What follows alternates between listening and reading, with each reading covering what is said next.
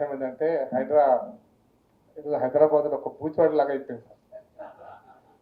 ఎవరైనా అన్నం తినకపోతే చిన్నప్పుడు బూచోడు వస్తుంది అన్నట్టు ఇప్పుడు ఇండ్లు పర్మిషన్ అధికారులు కూడా సార్ ఇండ్లు పర్మిషన్ కావాలంటే హైదరాబాద్ వస్తుంది అన్నట్టుగా అయిపోతే అది మీరు ఉన్నారు కాబట్టి ఇక్కడ మీకు చాలా క్లారిటీగా చెప్పాలనుకుంటున్నాను సార్. బట్ నేను అందరు పెద్దలు మాట్లాడారు వారు సార్ కూడా నాకు పేరు గుర్తులేదు సార్. వెంకటేశ్వర గారు మాట్లాడారు, ప్రకృతి గురించి మాట్లాడారు. బట్ నేను మా పార్టీ నేను బీజేపీ పార్టీ సెక్రటరీ పని సార్ ఒక ఐడియాలజికల్ లైన్ చెప్తాను సార్. 1951లో సార్ 51-52 మా దీన్ దయాళ్ ఉపాధ్యాయ ఒక philosophy sir. Exploiting the nature is a crime, milking of the nature is your right. 1951లో sir. It is your right. You can, as a human being, you can milk the nature, but you can't exploit the nature. It is a crime and it is wrong and it is tappu. It is a neram annadu 75 years back. This is our ideological line and we are preaching it and we are practicing it. ఎందుకు చెప్తున్నా అంటే sir Hyderabad విధ్వంసం start అయింది. నేను హైదరాబాద్ చిన్నప్పటి నుంచి ఉన్నాను sir. Schooling కూడా హైదరాబాదే. విధ్వంసం స్టార్ట్ అయింది ఇప్పుడు కాదు సార్.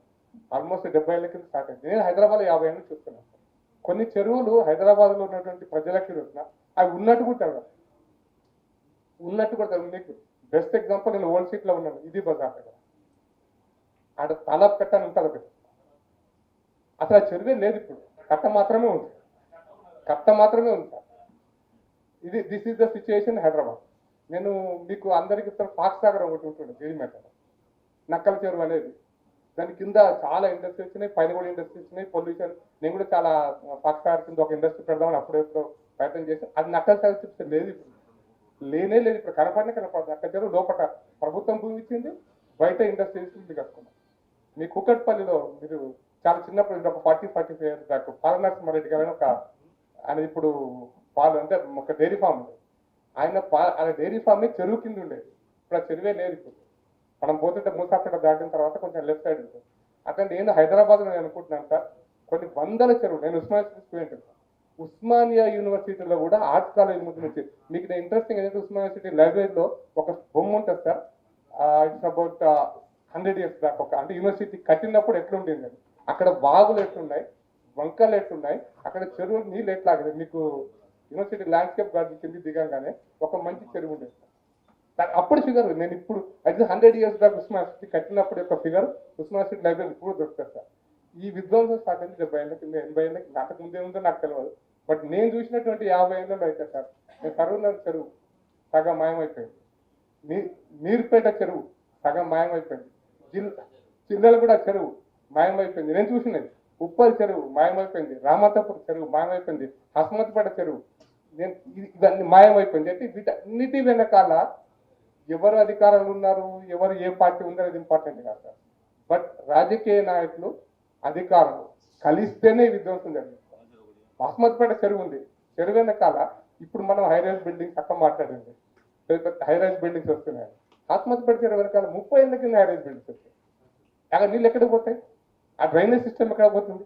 హైదరాబాద్ డ్రైనేజ్ సిస్టమ్ బాగా చేయడానికి తెలంగాణ మొత్తం బడ్జెట్ పెట్టినా కూడా ఈరోజు సాధ్యం కానటువంటి పరిస్థితి హైదరాబాద్ ఉంది. ఈ విధ్వంసం ఎప్పటికైనా ఉంటుంది సార్, ఈ రోజుకి రేపటి కాదు. ఇప్పుడు మీకు డ్రైనేజ్ సిస్టంలో మొత్తం డ్రైనేజ్ ఎంత తీసుకుపోయినా కూడా ఎంత తీసుకుపోతారు? 6 feet 10 feet. ఇప్పుడు మీకు హైరైజ్ బిల్డింగ్ వచ్చిన తర్వాత రోజు ఒక ఫ్యామిలీ 1000 లీటర్ల వాటర్ని డ్రైన్లోకి వదిలితే అంతే. ఒక 500 ఫ్యామిలీస్ 1000 ఫ్యామిలీస్ ఒక పెద్ద హైరైజ్ బిల్డింగ్ లో ఉంటే ఒక 5000 అంటే 500 into 1000 రోజు అన్ని లీటర్లు బయటకు డ్రైనేజ్ చేయకపోతారు. డ్రైనేజ్ సిస్టమ్ బాగా చేయడానికి మనం ఎవ్రీ ఇయర్ నన్ను గత 40 ఏళ్ళ చూస్తున్నాను, every year drainage system pre monsoon desilting చేస్తూ ఉంటారు హైదరాబాద్. ఓసారి చేస్తారు, ఓసారి బడ్జెట్ ఉంటే చేస్తారు, ఓసారి చెయ్యరు, చేసిందని మళ్ళీ లెక్కే పోతుంటుంది. ఈ డీసిల్టింగ్ అంతా కూడా ఎంతకాలం చేసుకుంటూ పోతాం? హౌ లాంగ్ అనేటువంటి ప్రశ్న మాట్లాడితే ఇక మనం ఒక రకంగా వారు పెద్దలు చెప్పారు, వచ్చే తరం ఉంటుందా ఉండదా, అసలు ఆ తరం బతుకుతుందా బతకదా? ఇది ఒక పెద్ద ప్రశ్న సార్. నేను అది కూడా చెప్పాను సార్. ఇండియన్ సొసైటీ ఒక సొసైటీ ఏంటంటే సార్ మన మునిమనువాడు బాగుండాలని కోరుకునే society. This is the only society in the world. మన మునిమనువాడు కూడా బాగుండాలని కోరుకునే సమాజం only one and only society in the world. ఏ దేశంలో ఈ కాన్సెప్ట్ లేదు. కానీ మన మునిమనువాడికి ఏమైపోయింది అనేటువంటి సిచ్యువేషన్ ఇది మనం. నేను జీడిమెట్ట ఉండాలి. అంటే సోషల్ థింకింగ్ లో మనం ఎక్కడున్నాం, ఈరోజు ఏం జరుగుతుందని సార్ నేను చెప్తున్నా sir. Hyderabad drainage system sir, నేనైతే ఒక రకంగా మాట్లాడితే నీ పదం మాట్లాడితే చాలా తప్పుగా అనుకుంటా, కానీ Hyderabad dead city sir. For this matter it is a dead city sir. అంటే ఆ పర్టికులర్ ఇష్యూ మాట్లాడితే it's a dead city sir. మన డ్రైనేజ్ కానీ, మన వాటర్ కానీ, మన రిజర్వాయర్స్ కానీ, మన యొక్క అట్మాస్ఫియర్ లో ఉన్న సిచ్యువేషన్, ఇది డెడ్ సిటీ సార్. ఎంతకాలం ఈ డెడ్ సిటీలో మనం బతకగలుగుతాం అనేటువంటిది కూడా పెద్ద ప్రశ్న. లంగ్ స్పేసెస్ అన్ని పోయినాయి, ఎక్కడ లంగ్ స్పేసెస్ లేవు. మనం రోజు రోజుకి పోతున్నాయి. ఈవెన్ పబ్లిక్ గార్డెన్స్ ఒక మంచి పేరు ఉండేది సార్. పబ్లిక్ గార్డెన్స్ లో ఉండేది. సరే బతుకమ్మ కుట్ట స్టోరీ అయితే నేను చూసిన. బతుకమ్మ కుట్ట నేను పెద్ద బతుకమ్మ కుట్ట చూసిన. చిన్న బతుకమ్మ కుట్ట సార్ ఇప్పుడు డెవలప్ ట్రై చేశాడు. పెద్ద బతుకమ్మ కుట్ట నేను యూనివర్సిటీ పోయినప్పుడు నడవే చాలా కుంటాను మా. అందుకోసం నేననే పాయింట్ ఏంటంటే సార్, ఇది ఎవరు విధ్వంసం చేసినా అనేది ఇంపార్టెంట్ కాదు, బట్ సెలెక్టివ్ గా ఉండకూడదు అనేది మాత్రం నా అభిప్రాయం సార్. సెలెక్టివ్, నేను కూడా సార్ దగ్గరికి నేను కొత్త 2 సార్లు మా ఎమ్మెల్యేతో కలిసిపోయినాను. తర్వాత రానియలేదు. నేను అంత పబ్లిక్ ఎలక్షన్ చేయడం కాదు సార్. నేను కింద ఒక 10 నేనే రిప్రజెంటేషన్ ఇచ్చి వచ్చాను సార్. నేను ఇప్పటిదాకా నాకు ఒక్కసారి కూడా నాకు ఆన్సర్ రాలేదు, ఒక రిప్రజెంటేషన్ కు క్లారిఫికేషన్ కూడా రాలేదు సార్. నేను 10 ఇచ్చి వచ్చాను సార్ అక్కడ. అంటే కింద పోలీస్ స్టేషన్ కింద అక్కడ ఇవ్వచ్చు అన్నారు, అక్కడే ఇచ్చాను. ఇస్తే ఇప్పటిదాకా ఆన్సర్ రాలేదు సార్. అందుకోసం సెలెక్టివ్ గా ఉండకుండా నేను ఎట్లయినప్పటికీ కూడా సార్, అందుకోసమే దాన్ని స్ట్రెంత్ పెంచుతామా, దాన్ని ఏం చేస్తామనేది పక్కన పెడితే సెలెక్టివ్ గా కాకుండా irrespect of the caste, irrespect of the religion, irrespect of the persons behind, ఇక ఇటువంటివి అన్ని తీసుకుంటే కనుక మీరు చేయగలిగితే అది సమాజానికి ఉపయోగపడుతుంది, వచ్చే తరానికి ఉపయోగపడుతుంది. లేకపోతే నేను చెప్పినట్టుగా ఈ పొల్యూషన్ ఎంత దూరం తీసుకపోలేము సార్. ఈ పొల్యూషన్ కూడా నేను అంటే తప్పు నిరసిస్తున్నాను కాదు. నేను ఒక చిన్న ఎగ్జాంపుల్ చెప్పి ముగిస్తాను సార్.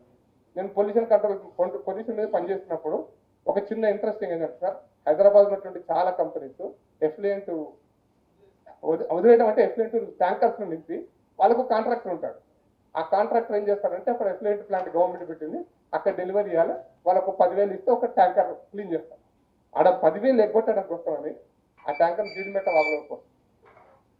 అంటే తప్పు నేను అధికారులదా కాదు, రాత్రిపూటే ట్యాంకర్ దాకా 10,000 మిగతా కాంట్రాక్టర్ను 10,000 మిగితే ఆడ పోసిపోతాను జీడిమెట్ట.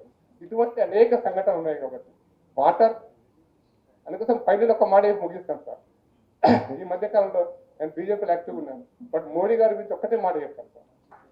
మోడీ గారు పోతూ నల్ల తిప్పింది అనుకోండి, పోతూ అంటే అచ్చుకుంటూ పోతున్నప్పుడు నల్లెవరో తిప్పారు అనుకోండి, బంద్ చేసిపోతారు. స్విచ్ అక్కడ పోతుంటే ఆఫ్ చేసిపోతారు సార్. అట్లాంటి అలవాటు ఆయన సుందరంగా ప్రాక్టీస్ చేస్తున్నాడు.